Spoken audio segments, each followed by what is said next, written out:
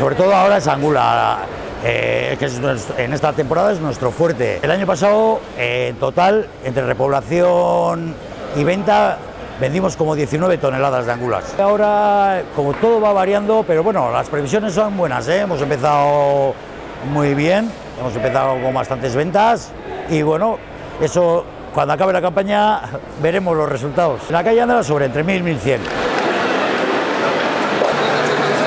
Ni batez ere saltzen dudana da platanoak eta aguakateak eta bananak dendei eta gero ere jantokietan ere saltzen dugu. Azken urte honetan gabiz pizkatxo bat gitxiago saltzen, ze dakigun moduan gauza dau pizkatxo bat gaizki. Alden egiten dugu, baina ez da gauzak oso ondo.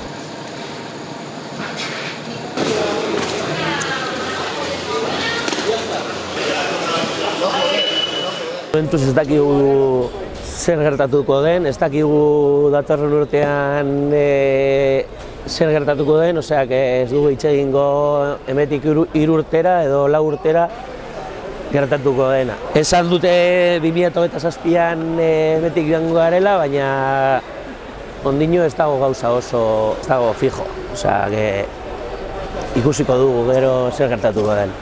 Yo llevo aquí 22 años. Pues hombre, ha habido un declive en nuestro sector porque no ha habido cambio generacional.